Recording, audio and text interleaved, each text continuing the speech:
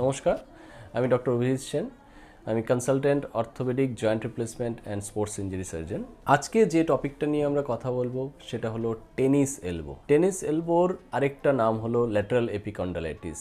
এটা medical টার্মিনোলজিতে lateral এপিকন্ডালাইটিস বলা হয়ে থাকে। তো বেসিক্যালি টেনিস এলবো নামটা টেনিস এলবো হলেও 90% ক্ষেত্রেই দেখা যায় সেটা নন টেনিস প্লেয়ার বা যারা টেনিস খেলে না তাদের ক্ষেত্রে হয়ে থাকে। বেসিক্যালি টেনিস এলবোতে কি হয়, আমাদের রিস্টের মুভমেন্টের জন্য যে মাসেলগুলো থাকে সেগুলো আমাদের এলবোর কাছে এখান থেকে অরিজিন হয়ে থাকে। তো বেসিক্যালি রিস্টের ওভার অ্যাক্টিভিটি বা ফিঙ্গারের ওভার অ্যাক্টিভিটি থেকে যে মাসেল অরিজিনের জায়গায় একটা ইনফ্লেমেশন বা ডিজেনারেশন হয়ে থাকে এবং সেটাই পেইনের কারণ। এটা ভাবার কোনো কারণ নেই যে টেনিস এলবো মানেই টেনিস প্লেয়ারদের হবে, সেটা যে কারোরই হতে পারে।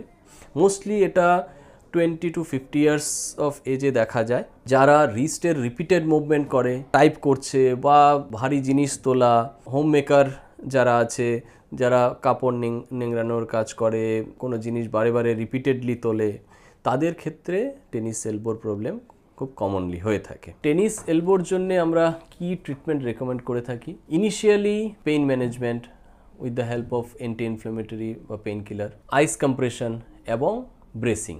তার সাথে physical activity limitation, heavy weight lifting avoid করতে হবে, টুইস্টিং মুভমেন্ট বা কাপড় নিংড়ানো অ্যাভয়েড করতে হবে। এইগুলোর মাধ্যমেই জেনারেলি মোস্ট অফ দ্য পেশেন্টের ক্ষেত্রে টেনিস এলবোর পেইন ম্যানেজ হয়ে যায়। যদি দেখা যায় 4 থেকে 6 সপ্তাহ পর এই মেজারগুলো নেওয়ার পরেও পেইন পারসিস্ট করছে, তাদের ক্ষেত্রে আমরা ইন্ট্রালিশনাল ইনজেকশন বা স্টেরয়েড ইনজেকশন রেকমেন্ড করে থাকি। কারোর যদি এলবোতে পেইন স্টার্ট হয় এবং সেটা সিম্পল যে মেজারগুলো আছে সেগুলো নেওয়ার পরেও পারসিস্ট করে, তাহলে অবশ্যই চিকিৎসকের সাথে কনসাল্ট করুন।